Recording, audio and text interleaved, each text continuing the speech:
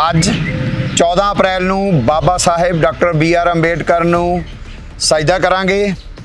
ਜਾਤੀ ਔਰ ਜ਼ਮੀਨ ਦੇ ਅੰਤਰ ਸੰਬੰਧਾਂ ਬਾਰੇ ਉਹਨਾਂ ਦੀ ਸ਼ੁਰੂ ਕੀਤੀ ਹੋਈ ਲੜਾਈ ਅੱਜ ਕਿੱਥੇ ਪਹੁੰਚੀ ਹੈ, ਪੰਜਾਬ ਦੇ ਹਾਲਾਤ ਕੀ ਨੇ, ਇਸ ਮਾਮਲੇ 'ਚ ਕਰਾਂਗੇ ਕੁਝ ਚਿੰਤਨ।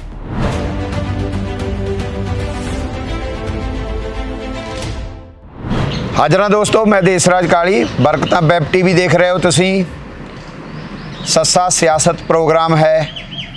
आज 14 अप्रैल साडे महान चिंतक रहबर भारत दे निर्माण च सब तो वड्डा योगदान देने वाले बाबा साहेब डॉक्टर BR अंबेडकर होरां नूं याद करते हैं, सजदा करते हैं। और अज कुछ गल्लां जाति और जमीन नाल संबंधित करांगे, क्योंकि अज अचानक ही मेरे नाल पिछले 2 दिन तो असी इकट्ठे हाँ। Professor Avnish Kumar ji university of Edinburgh Scotland तो रिसर्च करन आए हुए ने। महाराष्ट्र, बिहार और पंजाब नूं केंद्रित करके पिछले 5 साल तो लगातार रिसर्च कर रहे हैं जाति और ज़मीन दे अंतर संबंधां दे विषय नूं लैके। जलंधर सन पंजाब च विजिट की हुई सी, जलंधर आए। पहला तो अवनीश जी तुहाडे बहुत वेलकम हाँ, स्वागत है। तो मैं थोड़ा जिहा लालच ले लिया, असी हुणे हिंदी च आ जाएंगे क्योंकि अवनीश जी होरां नूं हिंदी च गल करांगे असी। पर मैं फिर लालच ले लिया कि एक चिंतक जिहड़ा दहाके तो लगभग पहला महाराष्ट्र की सारी उस लड़ाई नूं डॉक्टर BR अंबेडकर होना वालों शुरू की हुई लड़ाई नूं जिहड़ी लैंड दी लड़ाई सी, ज़मीन दी लड़ाई सी, सरकारी ज़मीन दी लड़ाई सी, वो शुरू की। उहदे ते तुसीं रिसर्च की। हुण इन्हां सारे तिन्ने ही रीजनस नूं लैके मेरे ख्याल नाल दक्षिण नूं छड्ड के उत्तर पूरब ते पश्चिम लगभग कवर हो जाता है इन्हां दे विच। पहले तो आप अपना थोड़ा सा अपने सब्जेक्ट का परिचय दें, ताकि जब हम बात करें तो ज़्यादातर हम बात पंजाब पर केंद्रित करेंगे, क्योंकि पंजाब के सब ज़मीन को लेकर, दलितों के लिए ज़मीन को लेकर सबसे बड़ा संघर्ष जो किया है LR बाली जी ने। आप लोग उनसे भी मिलकर आए हैं, आप मालवा में भी गए हैं, दुआबा में विज़िट कर रहे हैं। तो थोड़ी सी इंट्रोडक्शन और उसके बाद हम पंजाब पर कुछ बातें करेंगे। जी, सबसे पहले तो मैं ये कहना चाहूँगा कि डॉक्टर बाबा साहेब भीमराव अंबेडकर के बारे में ऐसा अक्सर माना जाता है कि वह बहुत बड़े कानूनविद थे, संविधान निर्माता थे। लेकिन एक बात जो शायद थोड़ी कम चर्चा में आती है वो यह है कि बाबा साहेब डॉक्टर भीमराव अंबेडकर एक बहुत जाने माने अर्थशास्त्री भी थे, और ख़ास तौर पर ग्रामीण अर्थव्यवस्था के ऊपर, रुपए के प्रॉब्लम के ऊपर, फॉरेन पॉलिसी के ऊपर उन्होंने काफ़ी कुछ लिखा है। और इसी बात से, क्योंकि ये बात इसलिए मैं सबसे पहले कह रहा हूँ क्योंकि अगर आप देखें पूरे भारत में जो भी ग्रामीण अर्थव्यवस्था, ग्रामीण सामाजिक व्यवस्था के ऊपर जो रिसर्च होते आए हैं वो आमतौर पर मार्क्सवादी प्रेरणा से हुए हैं। लेकिन बाबा साहब अम्बेडकर ने स्वयं भारत की ग्रामीण सामाजिक और आर्थिक व्यवस्था के ऊपर काफ़ी गहन चिंतन किया है, और उनकी जो राइटिंग्स हैं उसमें बहुत बड़ा हिस्सा इस बारे में है। मैं एक उदाहरण के तौर पर एक बात आपको बताना चाहता हूँ कि अगर आप देखेंगे बाबा साहब अम्बेडकर की राइटिंग्स के अंदर, तो उन्होंने भारतीय जो गांव है, एक विलेज है, उसको उन्होंने कैरेक्टराइज़ किया है इस प्रकार से कि उस गांव के अंदर 2 वर्ग रहते हैं। एक वर्ग जो जिसको टचेबल बाबा साहब कहते हैं, और दूसरा वर्ग जिसको अनटचेबल कहते हैं बाबा साहब। और वो बहुत तमाम आर्गुमेंटेशन और एम्पेरिकल एविडेंस के बाद वह यह साबित करते हैं कि सबसे बड़ी जो समस्या है, जो जाति क्यों अस्तित्व में आ रही है और वो क्यों इतनी मजबूती से सर्वाइव कर रही है, उसको समझने के लिए आपको ये समझना पड़ेगा कि ये जो पूरा अनटचेबल वर्ग है, यह सामूहिक तौर पर, व्यक्तिगत तौर पर, सिंगल इंटरेक्शन के तौर पर नहीं, पूरा अनटचेबल वर्ग सामूहिक तौर पर पूरे टचेबल वर्ग के ऊपर इकोनॉमिकली डिपेंडेंट है। यस, यह बाबा साहब का कहना है। और जाति को तोड़ने के लिए इसीलिए इंडिपेंडेंस ही जरूरी है, इकोनॉमिक इंडिपेंडेंस सबसे जरूरी है। Yes, yes. और जब वह मैं आपकी बात बीच में ही है, तो मैं ये बात पंजाब के संदर्भ में बात करता हूँ कि अगर तल्लण कांड होता है, तल्लण में सामाजिक बाइकआउट होता है, कर्फ्यू लग जाता है, डॉक्टर मनमोहन सिंह को यहाँ आना पड़ जाता है, यूएनओ में बातें चलती हैं, पूरे वर्ल्ड लेवल पर अगर ये संघर्ष कर रहे हैं, तो वहाँ का दलित इंडिपेंडेंट था।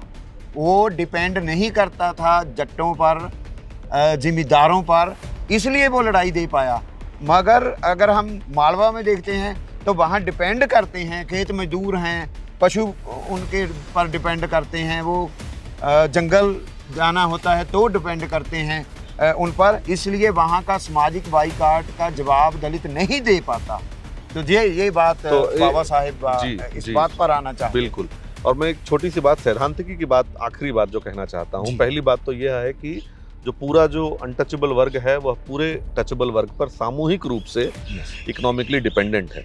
लेकिन इसमें एक दूसरी थोड़ी और गहरी बात जो बाबा साहब कहते हैं वो यह है कि सिर्फ ज़मीन मिल जाना किसी एक व्यक्ति को या किसी एक फैमिली को, यह इस समस्या का समाधान नहीं होगा। उदाहरण के तौर पर महाराष्ट्र में खास तौर पर जो महार जाति है उसको मध्यकालीन युग में कई राजों महाराजाओं ने कुछ खास ग्रामीण समाज को कुछ खास सर्विसेज प्रोवाइड करने के लिए उनको ज़मीन दी, जिसको महार वतन ज़मीन कहा गया। आपको ये जानकर अगर हम इस पूरी बात को एक साथ ना समझें तो यह सुनकर आश्चर्य भी हो सकता है कि बाबा साहब अम्बेडकर का one of the first legislative intervention जो उन्होंने किया बम्बई असेंबली में, वह महार वतन को अबॉलिश करने के लिए किया।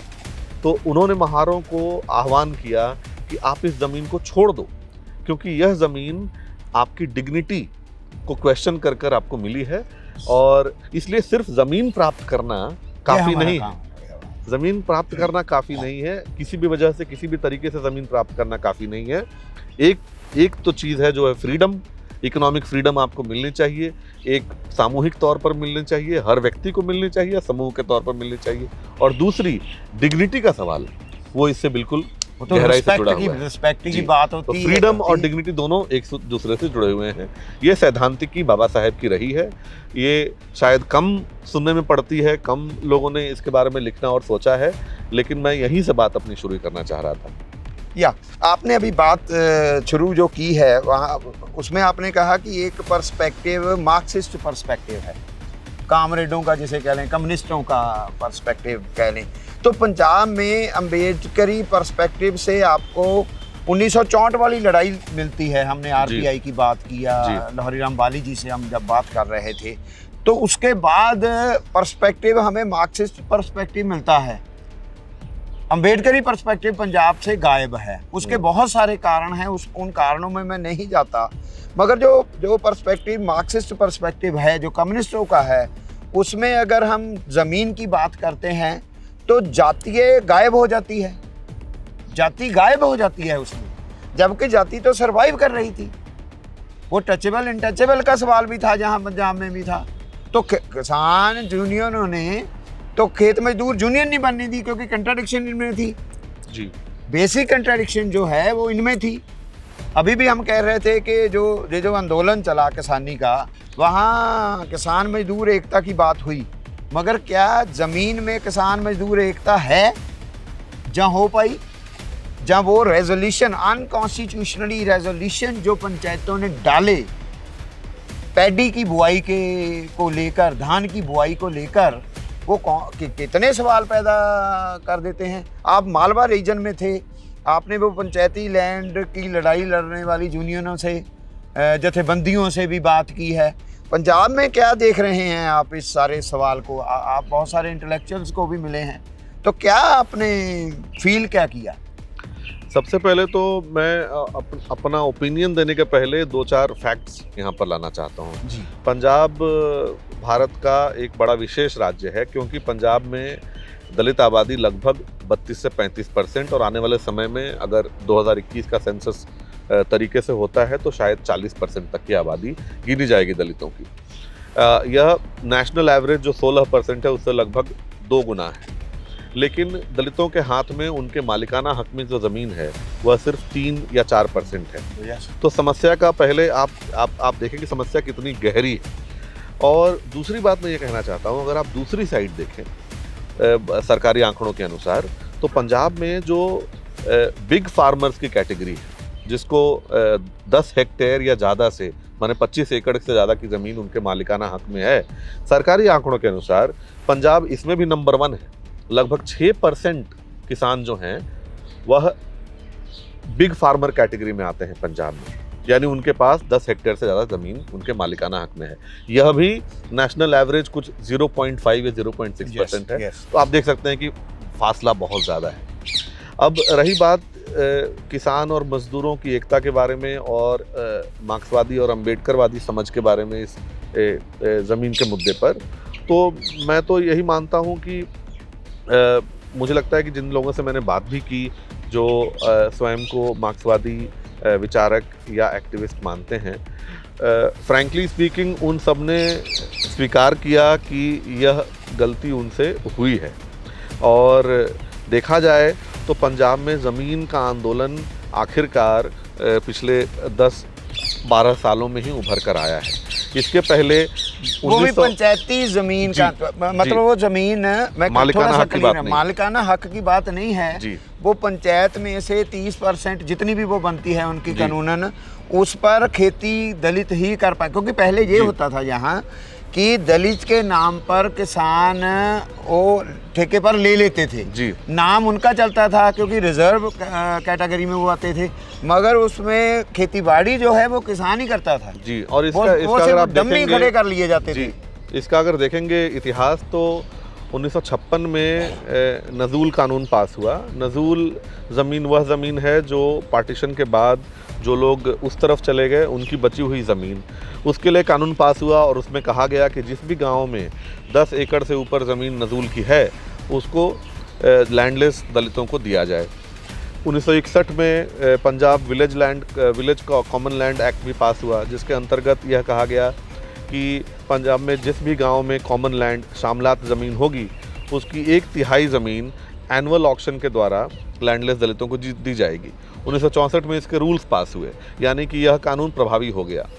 अब मज़ेदार बात यह है जो आपने कही, उसमें जोड़ रहा हूँ कि 1964 से लेकर और लगभग 2014 तक 50 साल, आपकी बात में बस एक पॉइंट में जोड़ना चाहता हूँ सिर्फ ये दिखाने के लिए कि समस्या कितनी गहरी है। लगभग 50 साल तक कानूनन पंचायती ज़मीन का 1/3 हिस्सा एनुअल ऑक्शन के द्वारा दलितों को मिलना चाहिए था। 50 साल तक वो डमी कैंडिडेट और प्रॉक्सी कैंडिडेट के द्वारा आज तक वो प्रभुत्व वाले वर्ग हथियाते रहे। थोड़ी बहुत मूवमेंट अब 2014-15 के बाद देखने को मिल रही है। के बाद जी।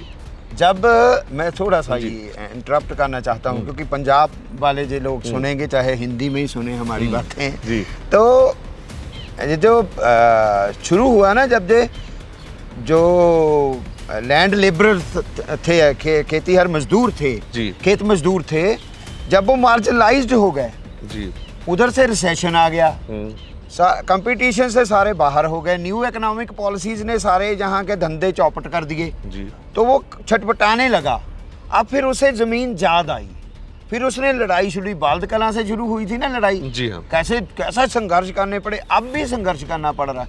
यहाँ तक कि जो इंदिरा आवास योजना के तहत कॉलोनियाँ कटी गई थी कॉमन लैंड में से, अभी तक उन कॉलोनियों में लोगों को कब्जा नहीं देने दिया 4-4 मरले पर जी। तो यहाँ तो बहुत बुरी हालत है इस मामले में जी। बिल्कुल, मैं तो ये भी कहूँगा कि देखिए, जिस तरह की हिंसा और जिस तरह का रिएक्शन सिर्फ एक सरकारी ज़मीन के 1/3 हिस्से पर एनुअल ऑक्शन द्वारा खेती करने के हक को लेकर हुआ है, अगर मालिकाना हक की ज़मीन, सीलिंग सरप्लस लैंड की डिस्ट्रीब्यूशन की बात को उठाएंगे तो अभी तो लड़ाई बहुत लंबी है। या तो हम जब इस लड़ाई को देखते हैं, अगर हम थोड़ा पास्ट में जाते हैं तो लैंड एलियनेशन एक्ट जी, बिल्कुल, वो तो एक मरला ज़मीन आप इस पर एक बात आप और कहना चाहूँगा, ज़मीन नहीं खरीद सकते थे तो आप अंग्रेज, और उससे पहले लैंडलॉर्ड जी। अभी हम जब बाली जी से बात कर रहे थे तो कितने हज़ार एकड़ वो चौटाला की ज़मीन बता रहे थे कि यहाँ तो लैंडलॉर्ड से जी। और वो ये भी बता रहे थे कि 64 में लड़ाई लड़ी, लोग शहीद भी हुए, जेलों में गए, 70 दिन जेलों में मांगे मान ली गई। जो नकासी लैंड है वो अलग लैंड है, नजूल के अलावा है। नकासी लैंड बेज़मीन ने लैंडलेस शेड्यूल्ड कास्ट को दी जाए, ये कानून भी बन गया, पास भी हो गया। और उसमें भी चोर मोरियाँ ये कि जो हमारे ऑफिसर थे एससी, उन्होंने अपने फार्म हाउस बना लिए। वो विधानसभा में भी वो जांच कमेटियां भी बैठी जी। तो इन्होंने तो ये गैर दलित ने तो करना ही था, दलित भी जो था जिसको अब क्रीमी लेयर बोलने लगे हैं, तो वो लैंड खा गए इनकी। तो आज तक लैंडलेस ही है। और उसकी जाति जो कम्युनिस्टों को अभी भी अनटचेबिलिटी नहीं दिखाई देती। तो मैं आपसे बात कर रहा था कि आप जगदीश चंद्र वैद्य का धरती तन्ना अपना पढ़ लीजिए। यहाँ तो नावल की शुरुआत ही 1935 में लिखा गया, मुल्कराज आनंद का नावल, उसका नाम ही अनटचेबल है, अछूत है। भगत सिंह 1926 में लिखते हैं अछूत का सवाल, अनटचेबिलिटी का क्वेश्चन जी। तो ये पंजाब में क्या, मैं कंक्लूडिंग पार्ट में मैं ये कहना चाहूँगा कि अगर इन सब चीज़ों को जोड़कर अगर मुझसे आप पूछें कि निकलता क्या है, तो मैं कहूँगा सैद्धांतिक रूप से, क्योंकि मैं एक एकेडमिक हूँ तो मैं ज़रा सैद्धांतिक बातें ज़्यादा करता हूँ, उसके लिए माफ़ी चाहता हूँ। लेकिन सैद्धांतिक रूप से जिन भी लोगों को ऐसा लगता आया है, और तरह तरह की बातें हमेशा होती रही हैं मीडिया में, समाज के अंदर, एकेडमिक लोगों के अंदर भी, कि भारत में जाति प्रथा अब कमज़ोर पड़ती जा रही है और जाति धीरे धीरे ख़त्म हो जाएगी। मैं उनसे बस इतना ही आग्रह करना चाहूँगा कि अगर वह ज़मीन और जाति के बीच के अंतर संबंध को देखें, और जहाँ जहाँ भी भारत में ज़मीन के लिए दलितों ने आंदोलन किया है वहाँ पर उसका रिएक्शन देखें, तो आपको अपने आप एहसास हो जाएगा कि ज़मीन और जाति कितनी गहराई से एक दूसरे से जुड़ी हुई हैं, और जाति व्यवस्था किस तरह आज भी ग्रामीण सामाजिक और आर्थिक जीवन को रेगुलेट करती है। और जो भी उस रेगुलेशन से बाहर जाने की कोशिश करता है, अपने सामाजिक अवस्था जहाँ पर वो पैदा हुआ वहाँ से हिलने की कोशिश करता है, तो उसके खिलाफ बहुत बड़ा रिएक्शन होता है।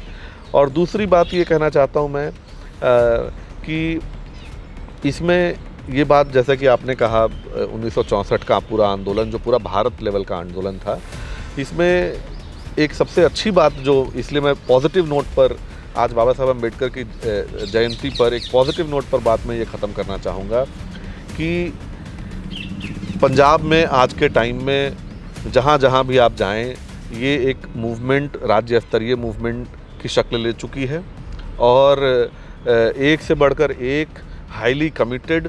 और सबसे अच्छी बात यह है कि वह युवक हैं, यूथ हैं जो इस लड़ाई में सबसे आगे हैं। औरतें, लड़कियां, युवतियां सबसे आगे हैं। तो उम्मीद की किरण बिल्कुल साफ नज़र आती है, और जाति को नकारने से नहीं, जाति को समझने से ही जाति का समाप्ति हो सकती है। तो ये बात मैं आखिरी बात कह के मैं अपनी बात समाप्त करता हूँ। धन्यवाद डॉक्टर अवनीश जी। ਦੋਸਤੋ ਤੁਸੀਂ ਇਹ ਇੱਕ ਬਾਹਰੋਂ ਆਏ ਹੋਏ ਵਿਦਵਾਨ ਦੀ ਇੱਕ ਅੰਬੇਡਕਰਾਈਟ ਪਰਸਪੈਕਟਿਵ ਤੋਂ ਜਾਤੀ ਔਰ ਜ਼ਮੀਨ ਦੇ ਅੰਤਰ ਸੰਬੰਧਾਂ ਦੇ ਨਾਲ ਤੁਸੀਂ ਮੁਖਤਸਰ ਜਿਹੀ ਗੱਲਬਾਤ ਸੁਣੀ ਹੈ। ਉਮੀਦ ਕਰਦੇ ਹਾਂ ਇਹਦੇ 'ਤੇ ਹੋਰ ਗੱਲਾਂ ਤੁਸੀਂ ਕਰੋਗੇ, ਅੱਗੇ ਫੈਲਾਓਗੇ। Thank you very much. Thank you Avnish ji. Thank you very much.